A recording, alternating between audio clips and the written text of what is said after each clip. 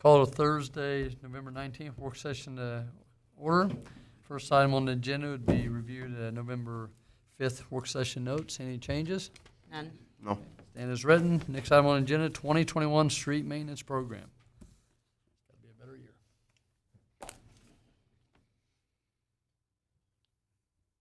Good evening. Jesse Rohr, Director of Public Works. So I have a routine item for us. We come every year for talk about street maintenance programs. Each year, staff evaluates conditions of the city streets, and we develop a maintenance program brought to you for consideration. We utilize traffic counts, the latest pavement condition assessments, past maintenance treatments, public input, and available budget in developing the program. The street maintenance program has been funded primarily with special highway funds, which includes a transfer of $500,000 from the general fund. The purpose of this presentation tonight is to provide a high level, and I'll stress it's a high level overview of the projects being considered for 2021, and knowing that they are subject to change based on your comments and any developments between now and the next couple months when we do award of bids. So first, before I get into 2021, I'll talk about some of the projects we have completed in 2020. And I'll run down the list and I'll show you a map of the different areas that we did. There were a lot of projects this year, more than most years. So first of all, about $174,000 was spent on seal coating various streets. Some of your streets might have been seal coated, or people you know. There were a lot of them in the town, and I'll show the map here in a minute. We spent just under $100,000 for chip seal. We didn't do chip seal last year. We hadn't done it since 2018, and this primarily included the sports complex, the public works and water resources facilities, and then a couple miscellaneous streets that we did. We spent about $77,000 on curb and brick repair this year. Included repairs to 13th Street, the 100 block of West 13th, Walnut Street, the 1500 block. We did some joint repairs on Main Street in that project, and 1100 block of Pine as well. We did Polypatch, about $23,000 worth. Various areas around town. Those are usually marked out in the spring after the winter months, and we see where we need Polypatch. And this year, the bulk of our funds went to the major rehab projects. So those included, there are about 8 different projects. We had the 100 block of East 10th. We had Canal from 20th to 27th. That same project also included an extension of Lincoln from 19th to 20th. We had 700 block of General Custer. We had General Custer from 22nd to Centennial. The City Hall Alley, 900 block of Milner, and Mopar Drive. So lots of major rehab projects. And we were primarily able to do those because of the additional funds that were put into the projects from the City Commission capital reserves. So this map shows the locations of the work I just mentioned that we completed in 2020. As I mentioned, this was one of the busiest and biggest years for street maintenance projects. It was a very busy year. So again, you're kind of the green color with the seal coat projects. The major rehab ones I mentioned, again, one of the bigger ones was Canal and Lincoln, the City Hall Alley, 10th Street, Milner, General Custer down by the wastewater treatment plant. This section of General Custer, this 3-block section as well, is completely rebuilt. So a lot of projects. We were happy to get the Sports Complex Road chip sealed, again, as well as our public works and water resources facilities there as well. In addition to the projects I just mentioned, the other things we did in 2020 were the pavement markings. They were removed and reapplied on Hall Street from 8th to 27th, and on A Street from the west city limits, they're adjacent to Fort Hays campus, east clear to Milner. So this shows the funds spent or encumbered to be spent this year. You will see a balance remaining, and we'll get into that here in a minute. There are 2 sidewalk projects. You'll see the asterisk there that talks about, I mentioned some encumbered funds yet for this year. There's 2 more remaining sidewalk projects that we bid out this past spring. We did not award them because of our funds were maxed out. However, as we went through the projects, we had some money savings on some. We didn't spend some in certain areas that we thought we would. So not only are we going to be able to do those 2 sidewalk projects, which amount to about $22,000, but we're still going to have a balance remaining of about $115,000. That number is still kind of a moving number. We are still wrapping up some of the projects for this year, including some in-house projects such as the 45th and Vine Street and Median. Any remaining funds will roll over to 2021, so that will increase our funds available for the 2021 projects. Those exact dollars will be provided when we return, most likely in February, as when we usually come back to you for the award of bid for the various projects. So now I'll get into the 2021 projects and what we're proposing for next year. So in 2021, we have just under $1 million budgeted for street maintenance. You will see in 2020, I'll go back a slide here, we did have almost 1.8 million. So we have less money. But again, 2020 was kind of a non-typical year for funding. So about $1 million for 2021. And I do show the cash carryover here as 0. However, when we come back in February, you'll see that cash carryover exact amount, and we'll likely add to that total available there. That's from the 114 from the other screen? Yes, exactly. That would be the cash carryover? Right. That's about what we're anticipating, and it'll be close to that figure. So, Jesse, that connecting link, I don't remember that term. Is that something we've used before? it is, and that is funding that we get from the state. So we have, I believe it's 14 miles of connecting link. We get state funds for that project, and the dollar amount for that, gosh, Kim, you remember what that amounts to approximately? I'm thinking it went up to 2,300 a mile or something like that. It recently increased. It increased. It didn't quite double in 2020, but it increased significantly. Is that something the state legislators, increase? When you say Yes, increase and per that month? does come as action through the state legislator, through KDOT funds. We are seeing probably less gas tax refund in 2020 because of miles traveled across the state and, Sure, and gas purchase. So we're monitoring that as well. So of that approximately $1 million that we have allotted for 2021, this slide shows how we are recommending spending those dollars, and I'll show a little bit more detail on each of those projects here. So the biggest differences from 2021 from this year 2020, we have no chip seal planned in 2021 as we did this year. We have less major rehab. If you recall, we had just over $1 million in major rehab projects. We're about 180,000 planned for this year. And we did add concrete patching in, which we haven't done for several years. So this map shows the location of the various projects. And the next few slides will get into the various projects themselves, but we'll point out, again, we plan on having an extensive seal coat project. You can see all the light blue colors there on the screen. One major rehab project up here on Fort Street, some curb and brick. We do plan on doing pavement markings from 13th Street to 27th on Vine on those segments as well. I'll get in just a little bit of detail on each one of those. The first being seal coat.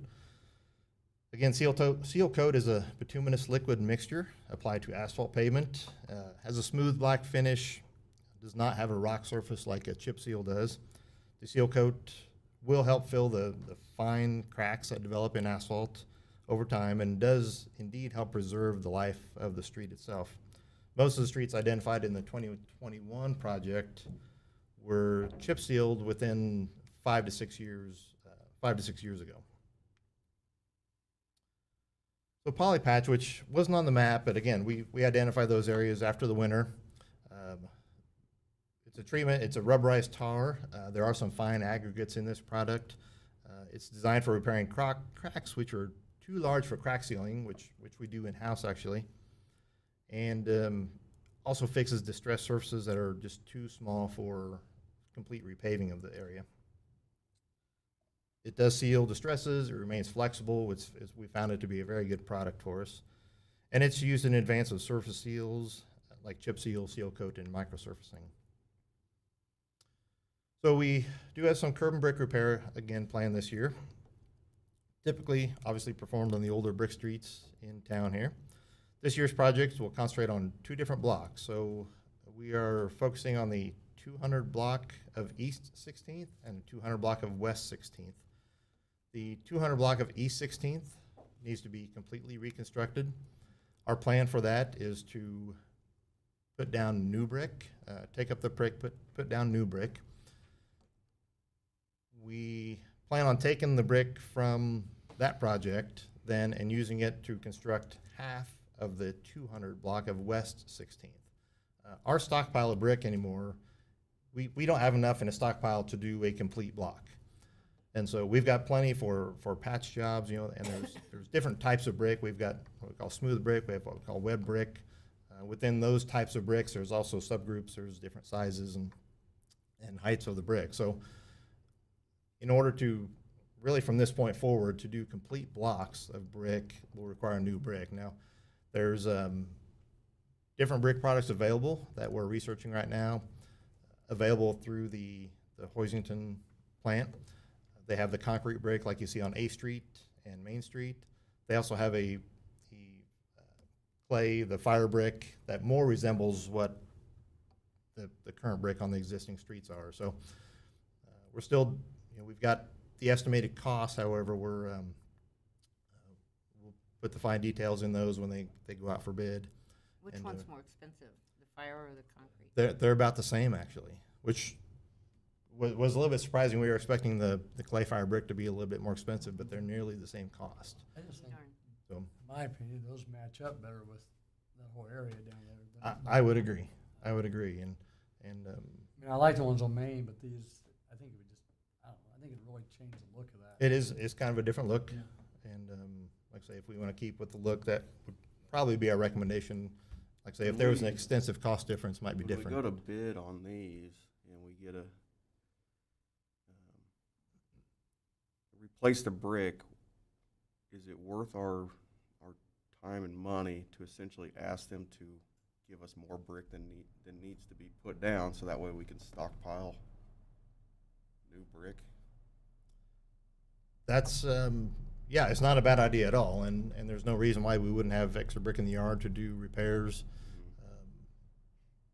They're readily available now, but who knows what will be in 5 years or 10 years or 20 years down the road. So. But when you take these up, we don't just, I mean, we try to keep what we can, right? Of these. Right, and like I say, with the 200 block of East 16th, which we plan on completely reconstructing, even though we're going to put new brick down, it still won't allow a contractor to come in with a loader and a truck and haul them, because they're going to have to pull them, clean them, sort them, stack them, and take them to the West 200 The other block project, okay. for that project as well. And then, of course, any remaining then we'll stockpile as well. And like I say, if there's value to the brick and we can use them. These on the 200 block of East 16th, most of them appear to be in pretty good shape yet. As opposed to some other projects we've done in the past, such as when we did Allen Street, there was a block of Allen we redid.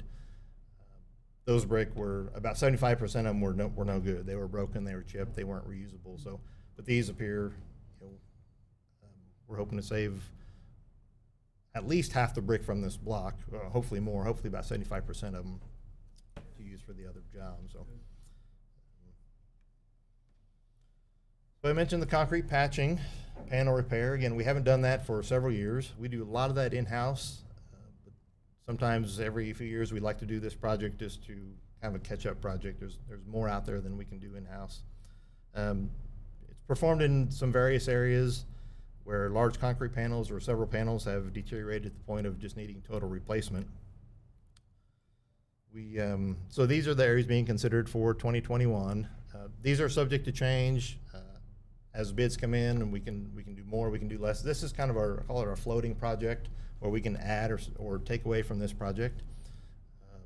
just to run down quickly the areas, we have so this would be Vine Street, so just west of Vine on 20th and 18th, near Holy Family. This is the 400 block of East 5th. There's about 4 different areas there. 8th and Ash, so this would be adjacent to A Street Liquor, just north of A Street, catty corner from the Golden Q. And then we have East 11th and 12th. So again, on the very far right is Vine Street, so just adjacent south of McDonald's, and then on 11th Street a little bit farther to the west, about two blocks or so, 2.5 blocks to the west.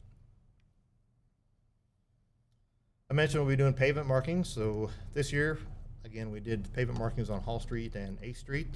Next year, we're proposing on Vine Street from 13th to 27th. That would be complete removal and replacement. I think we're allotting about $60,000 for that project. The current markings, surprisingly, are approaching 10 years old. The portions from 13th to 22nd were put down in 2013, and the striping on 22nd to 27th was put down in 2011. And so we're very satisfied with the life we've got out of them. That's maybe not always typical. The product that was put down is a product that we can't put down in-house. We don't have the equipment to put down this type of product. And so, you know, if we can get that lifespan out of them, we're very satisfied. How much longer is it than you expected it to be? Usually, if we can get 5 or 6 years. A lot of it depends on the winters we get. The harsher the winters, the faster the striping goes with plowing operations, especially on Vine Street. Is the equipment expensive? The equipment's very expensive, approaching $500,000 Wow. or more. So, and they come in with big trucks that do the removal, and then machines that do the placement as well. So, Thank you. Why not extend it maybe to like 29th Street, because the roundabouts are gonna come in, they're gonna have all new markings, and then we're gonna, you know, basically from 29th and 27th, the markings are gonna be, I don't know how old they Right. are, but then you go from 27th to everything, and we're replacing that, so you basically have a 2-block area that doesn't have Right. markings that match up. in one way or another, we do plan on doing those from 27th, 29th. Okay. And so it'll, hopefully by the time we bid this out, we'll know a little more. We'll either do it along with this project, but what we're really hoping to do is do it with the roundabout project, as an add-on to that project when they come in to stripe that. That will get us new pavement markings from 13th clear to 43rd. Yeah. In 2022, we're reconstructing Vine Street from 13th Street south to the bypass, so we'll have new pavement markings on that stretch as well. So that'll set us up really well for several years on Vine Street from the south end of Hayes to 43rd Street. The one reconstruction project we have this planned for 2021 is a mill and overlay of Fort Street. That would be from 33rd to 38th, or just past 38th, basically to the alley, so clear to the north end of Fort Street. The pavement itself has just reached the end of its useful life on Fort Street. The base appears to be very solid. We don't have failures of the base from what we can tell, but the resurfacing is something we can do, and essentially have a new surface for the street. That would be a 2-inch mill with a hot asphalt mix placed back on the street. I drive that street every day, and it will be a pleasure to have a new street there. Right, and so that'd be similar treatment to what we did on Hall Street, what we have done on 13th Street.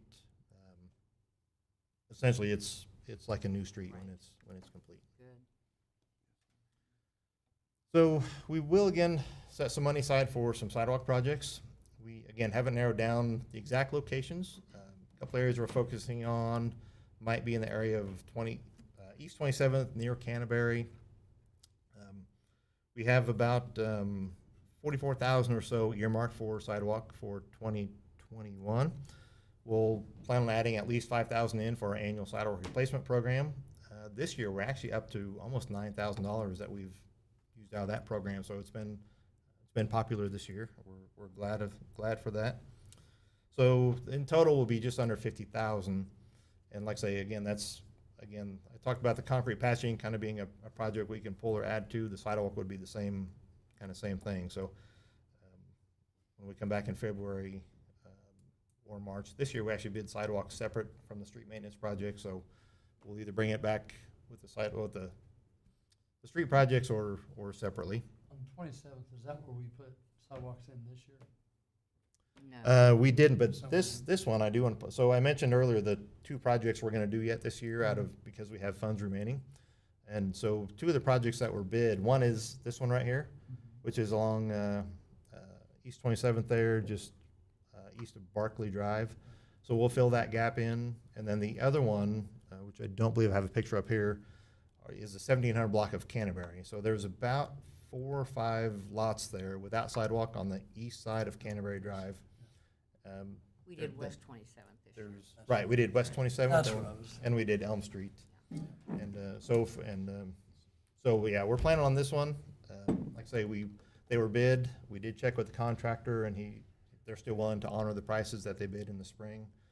We felt they were very good prices, so we can do that, and then again still have the cash carryover for 2021. There are a lot of positive comments on the sidewalks we put in the last couple of years around town, It's very noticeable for sure. around the parks and everything. The other portion of the funds for 2021, the sidewalk will be actually from just east of Hayes Medical Center on 22nd to basically to Wheatland Avenue, the Votech area. That's kind of we're sharing in that project with the RHID Right. project out there, so we'll get that constructed as well with these funds. And then finally, the funds, that leaves about 40,000 in funds for crack seal material, asphalt, concrete, and other materials for city crews to perform in-house street maintenance projects. This year we had about, I think, 23,000 in crack seal material, and then various other projects we did. Here's once again showing the map of the location for the 2021 street maintenance program.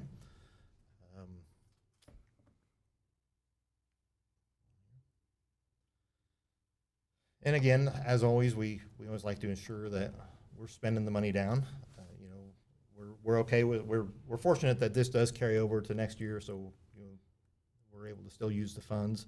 But upon bringing bids back to you in 2 or 3 months, we're hoping to spend that down as much as we can and get as many projects done as possible.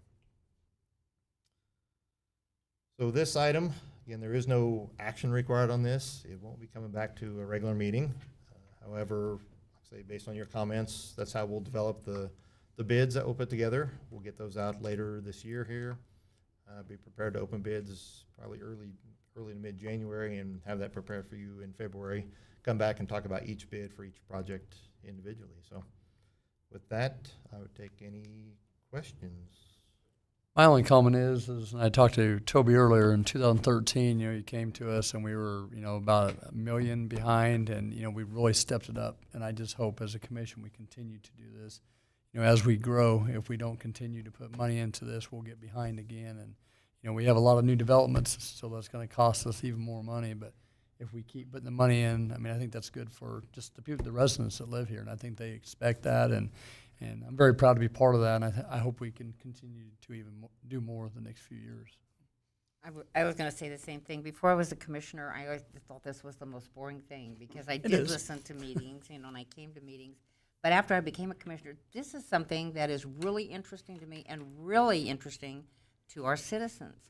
Yep. I keep that map around. If somebody wants to talk about streets, I pull that back out and talk about things. So it's really a good job, and I echo what Sean said. Being behind is no fun. Being ahead of the ball game is a lot better. And having a good plan, which you Absolutely. guys have done, has helped us get to that. And so Yep. I appreciate you guys doing that for us. Jesse, real quick. So when do you, or how do you choose between when to seal coat and when to chip seal? So typically, we would follow up a chip seal with a seal coat. A standard chip seal, we hope to get on a typical residential street that 4 to 6 year, again, depending on traffic, that 4 to 6 year lifespan of it. Adding a seal coat can easily get us another 4 to 5 years out of that street. Sometimes, again, we can follow up with another chip seal or another seal coat or a microsurface. So there's different applications there. And so a lot of it depends on the condition of the street. A chip seal will fill some voids. It'll fill some, some of the rutting that occurs in the street. Microsurface will also do the same thing. However, a seal coat is really just painting the street. I mean, I shouldn't say just painting. It's sealing the street, but you don't get any surface smoothness, I guess, out of a seal coat. So a lot of it depends on the condition, and like I say, we do like to follow up the chip seals with a seal coat after they've been down for just a few years. So essentially just alternate them until major rehab is needed? Right. Thank you.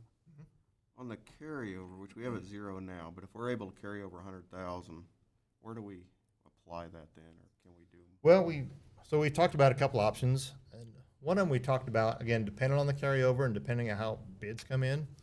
There's one major rehab project that we'd like to possibly do. We didn't include it here, but you might see it when we come back in February, would be reconstruction of 22nd Street from Allen to Vine. So we'll get that one block completed.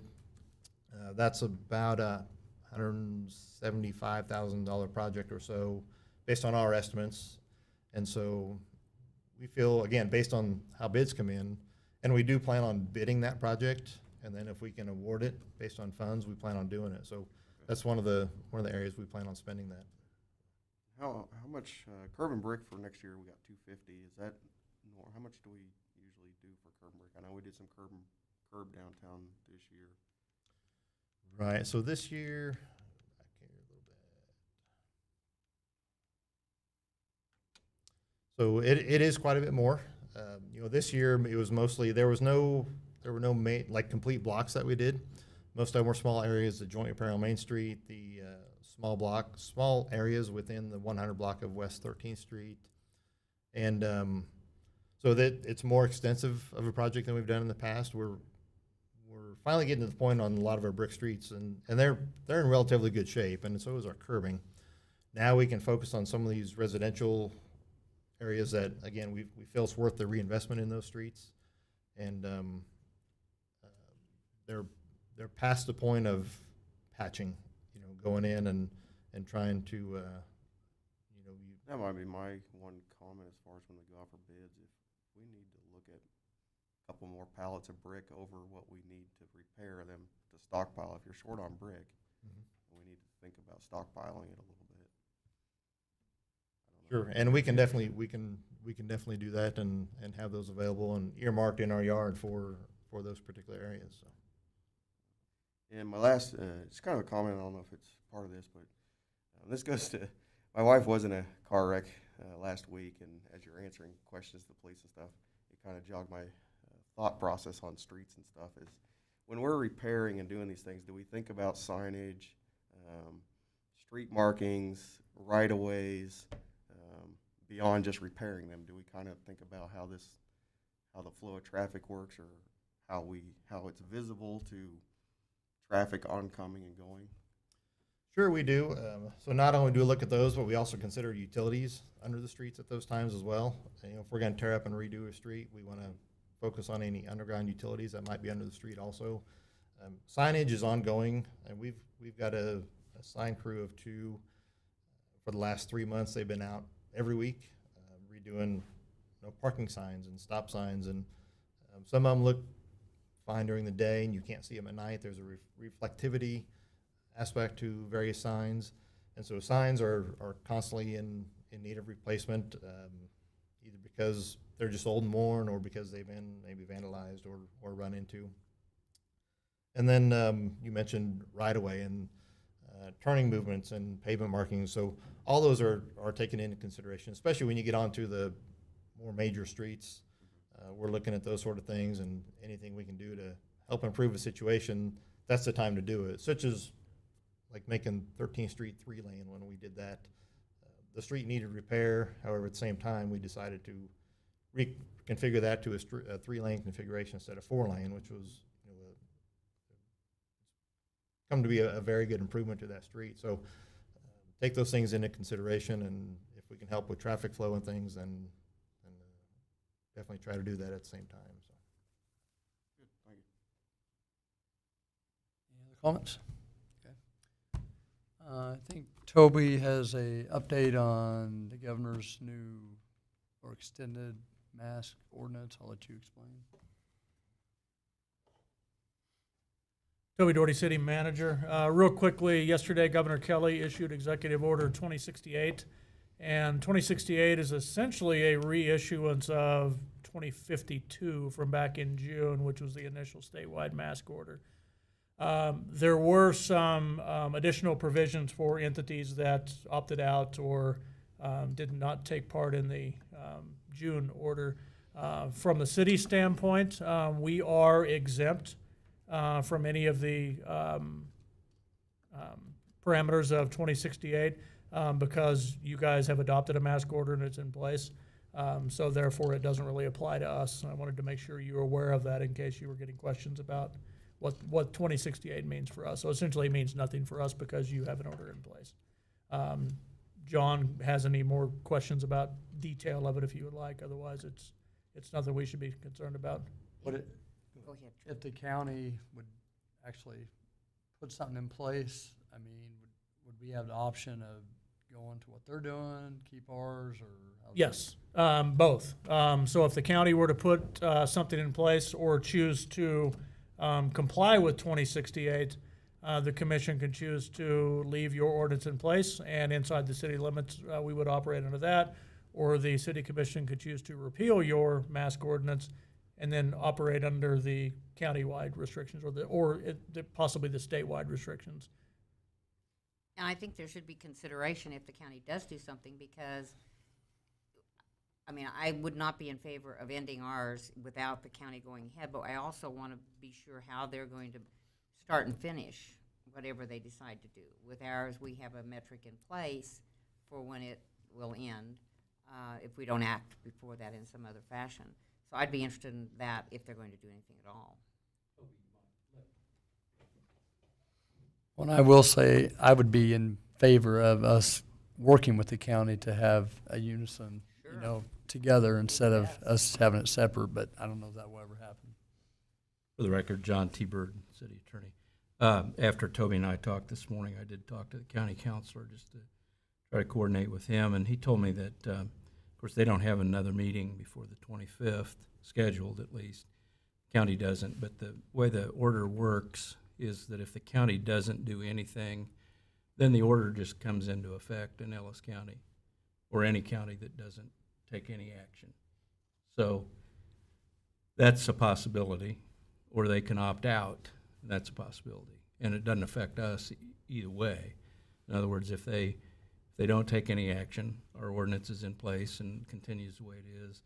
If they do have a meeting and opt out, our ordinance still continues in full force.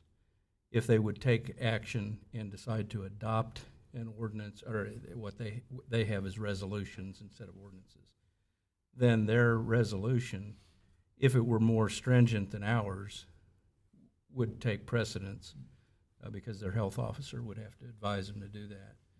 But I don't think that's likely. So I didn't read the whole governor's thing.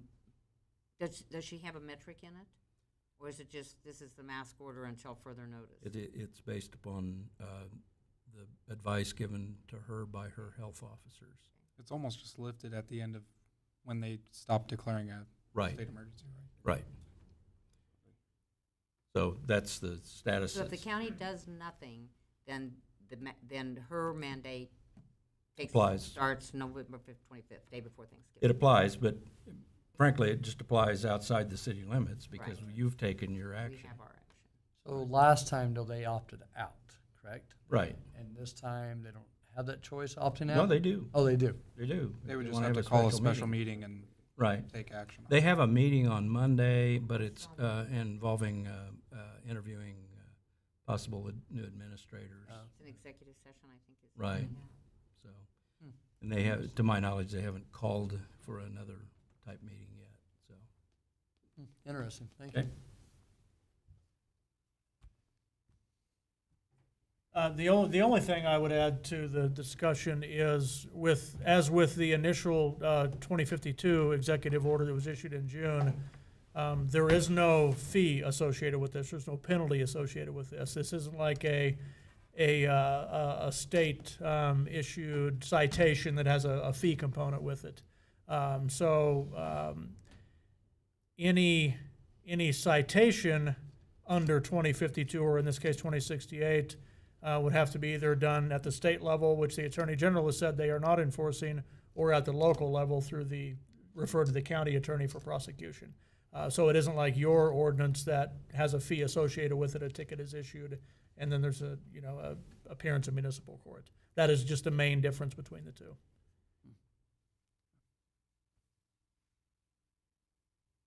That's all I had. Thank you. My only comment to that is there's a lot of debate whether they work or not, mask. I would encourage people to contact the Hayes High School District or TMP, because they've got a lot of stats that prove they do work if they're worn properly and, when you need be. And social distance, wash your hands like we've been begging people to do for many months. So anyway. Commissioner Burgess, do you have anything? Yeah, since we're not meeting next week, I'll just wish everybody a happy, healthy, safe Thanksgiving, and still celebrate with the ones you love, and give thanks for all the blessings we have. I mean, it's been a tough year, I know, for most of us, but there's still blessings to be counted. So happy Thanksgiving to everybody. Absolutely. I'd also like to wish everybody a happy and safe Thanksgiving. Do what you can to keep you and your family safe, and enjoy every minute of it.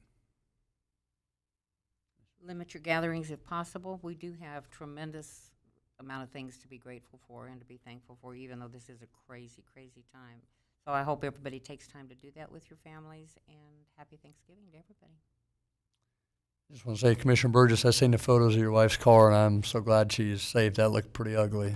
I can't imagine hearing that call. So, yeah, I just also want to thank, our community has a lot to be thankful for, a lot going on, and, I know it's tough to be around family and friends with everything going on, but, there's lots of technology, if possible. If I tried to get my dad to use technology, that would be ugly, but, there's ways of communicating if you can't be there, and, and just, take care of your family, and happy Thanksgiving to everyone. We're adjourned.